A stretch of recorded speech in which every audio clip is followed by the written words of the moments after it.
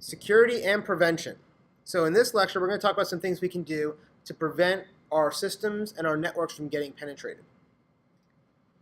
So the first thing is we got to look at our physical security. Okay, I can tell you as an ethical hacker, if I can touch your computer, I can own your computer. Okay, so you want to keep me away. In your business, that would be things like locking your doors, right?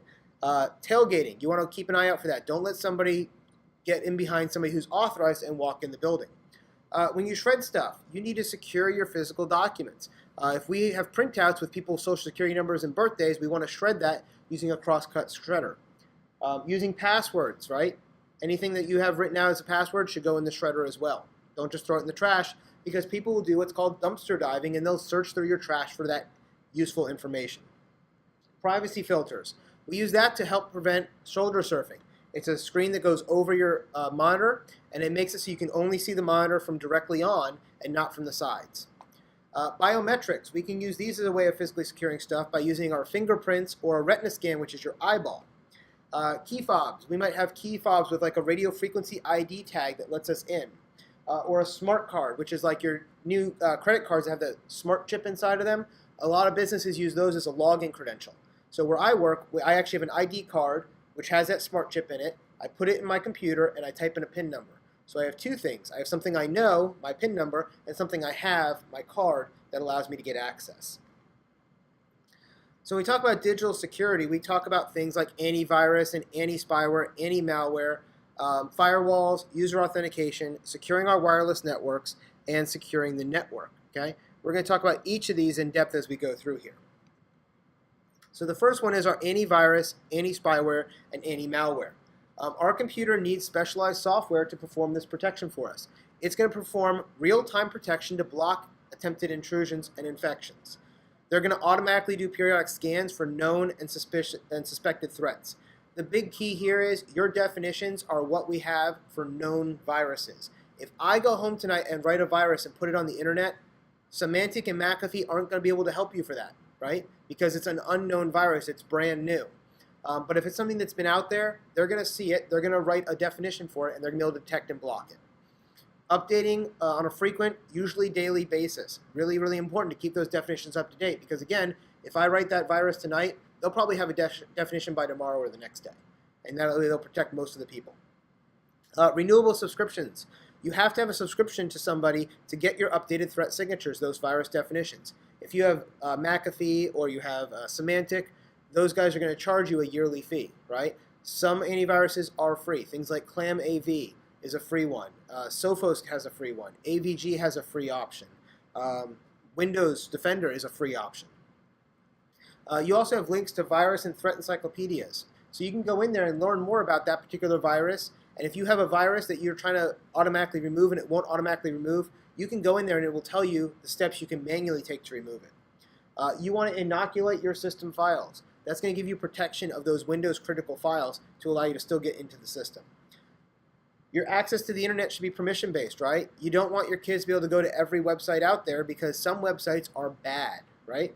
When you're here at school, if you go to certain websites, you'll see the banner comes up and says, this website is blocked because it's potentially malicious or it goes against our policy. And then scanning of your downloaded files. Anytime you receive email or send email or receive downloaded files, you want to scan them for viruses to make sure you're safe. Firewalls. Firewalls can either be a hardware device on your network or a software program. Windows comes with the Windows Firewall by default, which is a software program. Basically what it does is it's going to look at the IP header, it's going to look at the destination and the source IP, it's going to look at the port and application that it's going to, and the protocols that are being used. We can set up whitelists or blacklists, called ACLs, access control lists, based on this information to either allow information in our network or allow information out of our network. We can filter our packets going in and out of our network. In XP and Vista, it was a one-way firewall. It would allow you to ping out, but you couldn't ping in. Vista, you were able to make it so you can do a two-way use. In Windows 7, it doesn't allow pings to be responded to at all. So this is something you have to keep in mind when you go to do troubleshooting of networks. If you try to do a ping to see if the network's up and you're pinging a Windows 7 machine, by default, it's not going to answer you. Okay? So we have to use other techniques for that. Hardware firewalls, they're dedicated devices with specially designed operating systems that all they do is work at protecting multiple PCs as a boundary gateway to your network. Everything going in or out of your network goes through this firewall, and based on the rules, it'll allow it or deny it. Don't attempt to use two software firewalls on your PC. They'll start conflicting each other, and that will end up preventing network traffic from flowing properly. So remember, Windows gives you Windows Firewall by default. If you decide you want to use something like Semantic Firewall, then you need to turn off the Windows Firewall and use the Semantic one. You can't use both. They'll end up fighting each other. So remember that Windows Firewall is integrated. You need to turn it off if you're going to use a different one. And remember that firewalls can also block legitimate traffic. If your program isn't working, like you're trying to use Skype and all of a sudden you can't make a phone call, check the firewall. Make sure that you have the right ports open, that the TCP or UDP ports are open for that particular application, because it can block it. And you can allow it to go through the firewall if it's a known good program. But just be careful with what you're allowing through your firewalls. The next thing we're going to talk about is policies for data security. So when we talked about our different tools, we talked about the fact that we had policies. We had a local security policy. You get to it by going through the control panel, administrative tools, local security policy. And in there, we can do a couple of things. So some that we want to enable and configure for security is what's called auditing. Auditing is a logging feature that allows us to go back and check what happened on our computer. If we got attacked, we can go through there and look through those logs. When we shut down, we want to have our virtual memory page file cleared. So we talked about the fact that if you don't have enough RAM in your computer, it uses part of your hard drive as a swap file or a page file to act as RAM.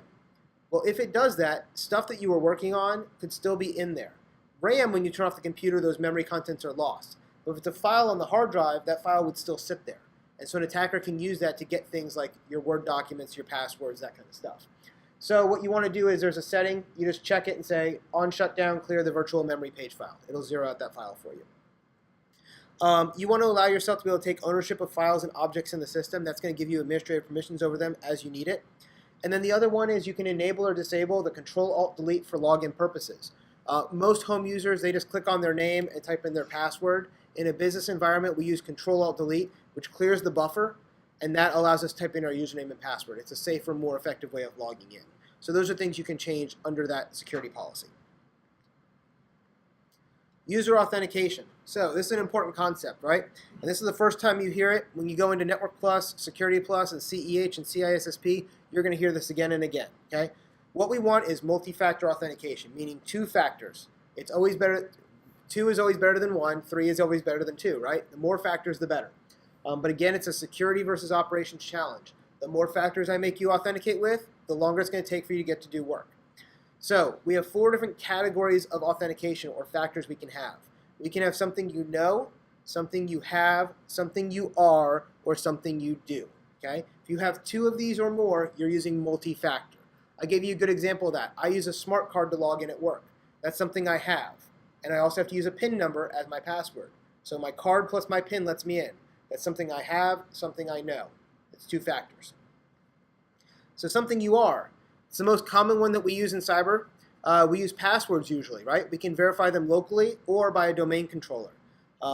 Something like a username and password, or if you have a access code on your lockbox for a door lock, you can use that. That's also something you know.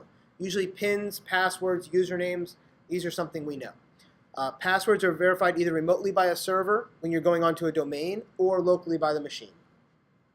Your password should be complex, 6 to 8 characters minimum. Use extra characters to increase the difficulty of discovery. Where I work, we have to use 14 or more characters. Uppercase, lowercase, special characters, and symbols. That is a good policy. It's going to take a long time to brute force that password. One of the things they recommend is using a passphrase as a secure method instead of just using a password. Because a password, if it's a real word in a dictionary, someone's going to get to it very easily. But if you use a passphrase, like say the favorite lyric of your favorite Beatles song, you start picking the first letter of the first line of the song and put those together. It's very random, but it's easy for you to remember because you know that lyric of the song. Okay? Best practices for something you are. You're going to change your passwords every 60 days or less, right? If you go longer than that, it gives an attacker a chance to brute force their way in. Inform your users when your passwords are expiring. Again, we can set that in the local security policy. Do we warn you 14 days out, your password will expire in 14 days. Your password will expire in 7 days. Your password will expire in 3 days. That kind of a thing. Enforce a minimum password length. According to A+, 6 to 8 characters minimum makes a strong password. I'll tell you in reality, you want much longer than that. 14 characters or more is definitely the way to go. But for the exam, 6 to 8 characters is a good minimum. We require complex passwords. Complex passwords mean they can't be a simple word. They have to have uppercase, lowercase, special characters, and numbers. Okay? Prevent old passwords from being reused. This is called password history. For instance, you can set it so you can't use the last 25 passwords. Because what do some people do? Password 1, password 2, password 3, password 4, password 1, password 2, password 3, password 4. And they rotate through 3 or 4 passwords. Okay? The problem with that is if you change passwords every 2 months, the guy who started hacking your password today finally cracks it in 6 months, you may now be using that same password again. So setting something like this where you say, hey, you can't use the last 25 passwords, you need a new password, that can give you a strength. You also want to do something where you do waiting a certain amount of minutes after a specified number of unsuccessful logins has taken place. For instance, I can wait 15 minutes before the account is unlocked after 3 failed attempts. What this is doing is making it more difficult to brute force the password, right? If I'm trying to guess Joe's password, I can go, okay, his password is password. It's password 1, it's password 2. Darn, I locked his account. Now I got to wait 15 minutes. Okay, let me try the next one. Password 3, password 4, password 5. Darn, I have to wait 15 more minutes. And it just extends that length of time, giving you more time between attempts. Okay, so it's something very easy to do. And the nice thing about doing something like 15 minutes is if Joe happens to put the wrong password in 3 times, he can just go get a cup of coffee, come back, and his account will be ready to go again, right? Instead of having to call the help desk. If you make it too long, you're going to have a lot of users calling the help desk going, my account's been locked, I need you to unlock it. You're going to have a lot of trouble from your help desk perspective. So it's that balance of security and operations. Something you have. 3 good examples of that are smart cards, RFID tags, and security tokens. So here's an example of what a smart card looks like. This is actually a Visa card, but ID cards would have that same type of chip in it with your picture ID. You'd put that chip into the card reader on your computer and type in a PIN number. That'd be something you have with something you know. RFID tags. That would be something like a proximity sensor. So you may be on your keychain, you got to put it next to your computer, it reads it, and then you put in your username and password. That's something you have, something you know. Security token. Some brokerage firms will use this. You'll put in your username and your password, and then you'll have to put in the PIN number that's shown on this RFID tag, on this token. This token changes every 15 to 30 seconds, right? Usually synced up to the GPS satellite, and every 30 seconds you'll see a new number come up. And that's synced on my side with the token and the corporate side on their server.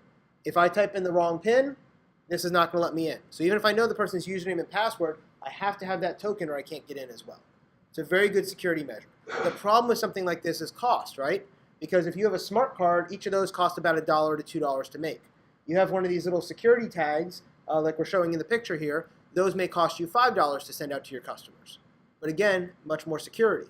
So cost versus security in this case, or operations versus security. A little bit more of a pain in the butt. If you're an Xbox user, Xbox Live uses this idea now, but instead of giving you a token, what they're doing is they're actually sending you a text message to your cell phone, right? So when you go log in, you put in your username and password. If it's a device it doesn't recognize, it sends a 6-digit code to your cell phone, something you have, right, your cell phone, and then you type that in, and that 3 methods get you something you have and something you know. It's a better authentication scheme. Something you are. Something you are is something physical to you. It's your fingerprints, your eyeball, your retina scan. Data can be must be securely maintained in the database because this is PII. It's personally identifiable information. If I'm keeping a database of all your fingerprints and all of your retina scans, that's some pretty personal information of you, right? So I got to make sure that's very secure. Because if hackers get that, then this whole something you are thing goes right out the window. Many find these techniques to be very invasive to your privacy. Fingerprints aren't so bad, right? iPhones use this now as the way to lock and unlock your screen. You put your thumb on the thumbprint, and it unlocks your phone for you. Eyeballs, a little more violation of your privacy, right? So every time you unlock the door, you had to go put your eyeball up to something. A lot of people don't like that. I've worked in buildings where we had that. It's kind of, people don't really like that very much. And again, you can do a lot of the similar things using fingerprints, and it's a lot less evasive. The last thing we have is something you do. This can be something like gestures or actions, handwriting samples, voice patterns, or drawing on a screen. So maybe with the way you sign your name is different for everybody. Even somebody who can forge your signature may not have the exact pressure points that you do when you sign your name. So the way you sign your name, not the fact of what it looks like, could be one of those something you do. A good example of that is Android in the early days. They had the picture unlock, where basically you had these 9 dots and you drew on the screen your particular picture. It's kind of something you know and kind of something you do, right? It's more something you know because it was a picture, but you get the idea. Maybe the speed you did it and the way you pressed on it, that would be taken into account. In the old days, they didn't. It was just, did you make the right pattern, right? So it was more something you know. But just an example, right? The way you do something. If you've seen the old Hackers movie, they go, "My voice is my password. Authenticate me," and they do voice recognition to know that was that guy. But again, if I record your voice and I replay it in the right order with the right passphrase, that can be overcome as well. So it's not often used. You're not going to see something you do too often. Most of the time, it's something you know and something you have. A token, and a password or a PIN is usually the ones we use. Yes? For the voice pattern recognition, wouldn't that have to be a very high-grade recording? Yeah, so for the voice pattern recognition, wouldn't it need to be a high-grade recording? Yes, but high-grade recordings aren't very hard to do nowadays. The microphone I'm using here is about a $60 microphone. It does a very good quality. It's a directional microphone, so if I pointed it at you when you talked, it would hear you very crisp and very clear. Right now it's only pointed at me, so when you talk, it's very hard for people on the video to hear you, which is done by intent, because a lot of students don't want their voices on the video. That's why I repeat your questions. But yeah, it's not very hard to get a high-quality audio recording in these days. Your microphone on your iPhone, very crisp and clear, right? If I make a phone call to you, my old Android phone had the ability of recording phone calls. So as I was talking to you, I can get you to say certain words, record that conversation, right? Then cut it in an audio editor and put it in the right order. So if I know your password is my voice is my password, authenticate me. In the movie, they have a girl, very attractive girl, takes the guy out to dinner, right, on a date, and gets him to say these words throughout the 2-hour conversation, and they're recording it the whole time. And then they piece it back to get that particular passphrase and use it to get into the building, right? You see it in spy movies all the time. So again, something you do, they can be overcome, right? Because we all do things, but they're not all necessarily unique to us. You do something like a retina scan, you do something like a fingerprint, it's a lot harder to overcome. But again, usernames and passwords are usually the most common you're going to see. If you can add something like a token, that's going to give you better security. So the idea here is you want to get 2-factor authentication. So how do you secure your wireless network? Well, we talked about this back in wireless. You have an access point and the end host both using encryption, right? WEP, again, we said wireless equivalent privacy, not secure. Don't use WEP. It's bad. WPA, it uses the TKIP, the Temporal Key Integrity Protocol. Again, it's a kind of a weaker encryption. It's okay, but it's not great. What you really want to use is AES encryption, Advanced Encryption System, which is used by WPA, Wireless Protected Access 2. Don't use your default SSID. If you're using an SSID that's default, it means you are too lazy to configure your access point, and you probably haven't changed any of the other passwords either, which means they're going to get in and they're going to overcome all your stuff. Also, this can be confusing if you're in a place like an apartment building or a strip mall where there's lots of wireless. If everybody has default or Linksys, we all know which one to click. We won't know which one to click on, and we're trying to connect to the right network. So change the name of your SSID. Don't use your company name, location, or last name. Okay. Now, if you're in a business like, say, you're Panera Bread and you're offering free Wi-Fi, yeah, you want to call it Panera Wi-Fi, right? That makes sense. But if you have it for your cash register system, you probably don't want people to know that's the Panera cash register system, right? So you want to give it some other name. Disable your SSID broadcast. You want to prevent access point from announcing itself. So again, if I have a cash register system Wi-Fi, I'm probably not going to broadcast that SSID. My customers don't need to know I'm using Wi-Fi for that. But if I'm using free Wi-Fi, like Panera free Wi-Fi, I'll broadcast that out so you guys can access it. But to secure your networks, disable the broadcast, change the SSID, change the default SSID, use WPA2, and again, MAC filtering is a great way to do this as well, to keep out unwanted users. So MAC filtering, it allows us to use that MAC address that's burned into the network card. We can allow or deny based on MAC filtering. Generally, you're going to create a whitelist. You're going to deny everyone but those users that you know, which you'll put in their MAC address. It'll block casual internet surfers from using your network. But again, don't think this is going to be foolproof. It's not going to keep serious hackers out. It's not too hard to change your MAC address. But if you have that, in addition to your SSID not being broadcasted, and in addition to having a good, strong password with WPA2, you'll keep the bad guys out. Network address translation. This will allow us to hide the internal network IPs from the external users. And we talked about that previously when we talked about the network lesson in part 1. Access logs. our access logs will have a list of everyone who's connected to our device and anything that has been permitted or denied. So we can check those to see, have we been having a lot of people trying to get into our network? Traffic filtering, we can actually filter out things based on IP addresses, websites, or ports, and we can filter those out at our access point. A good example of this is my kid was playing on YouTube too much. She wasn't doing her schoolwork, so I went in and made sure that for her IP address, YouTube was no longer an option. So she couldn't get to YouTube anymore. After she started doing what she was supposed to do, I took that filtering off, and then she can go back on YouTube. But basically, when she tried to do it, it would say, you've been blocked from YouTube, go back and do your homework, right? Just like here at school, if you try to go to a pornography site, it's going to say, this is not allowed per our policy. It's traffic filtering. And then the last one, access points can support VPNs, so you can actually create a VPN tunnel over your wireless from you to your wireless access point. And that adds another layer of encryption and another protection. Most home users aren't going to do this, but some secure environments, we do use VPNs over wireless to give us that extra layer of security. Securing the network. So again, on the wired side, we still can do MAC filtering. We also would want to turn off unneeded ports and cover unused network jacks. So if you walk into the lobby of a doctor's office and you see a network jack, you could plug your laptop in and get access to their network, right? You want them, they should turn off that network jack so it's not live if they're not using it. Configure static IP addressing. If you're using static IP addressing, if I did plug into a network jack, I'm not going to pull a DHCP address. So now I need to know what IP scheme they're using so I can pick an IP address in their scheme. It makes it harder. And then the other thing is minimize your IP space for your DHCP scope to the minimum needed. So if you think about your house, by default, you have 254 IPs in your DHCP scope. If you have 5 users in your house, do you really need 254 IPs? No. So you can go into your router and say, hey, only issue out 5 IPs. So the first 5 people who connect can get online. And if you only have 5 people in your house, that'll be your 5 people, right? Or maybe you say only 10 people. It'll minimize the damage of the amount of people that can connect to you at once. Remember, static IPs is a manual IP address information. It's best for servers and devices that are accessed for services, such as printers and servers, but it is more time consuming, but it is more secure. Dynamic IPs using DHCP, it automatically gives you an IP address. This is best for your network hosts, your workstations.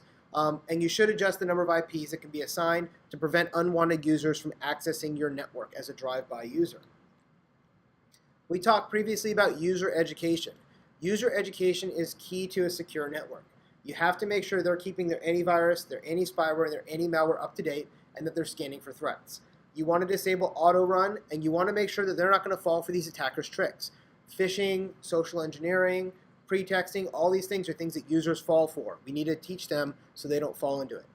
All of the digital solutions we put in place, all the network encryption, all the firewalls, all the access lists aren't going to do anything for us if our users allow the attackers to simply bypass the security. Spear phishing and phishing is rampant and it's effective. People fall for this stuff all the time in our businesses. That's how they get in. Okay. Here's an example from a CEO of Cinercon. He says one of our large customers had a phishing attack that took their employees' payroll checks. They logged in as those employees and sent their payrolls overseas. So now instead of you getting your paycheck, it's going to somebody overseas. You guys probably wouldn't be real happy about that, right? Again, the customers fell for the phishing attack and it got them into the system. A technician has installed the software for a small office, home office wired network. Which of the following is the first step to securing the network? Should we enable MAC filtering, change our default usernames and passwords, disable our unused ports, or assign static IP addresses? All of these are good things, right? But what should we do first? B, we should change the default usernames and passwords, right? Then we can go in and enable our MAC filtering and assign static IPs and disable unused ports. Because if we don't change the default, what happens? The bad guy can use those defaults to undo all the stuff you just did, right? So that's the most important key there.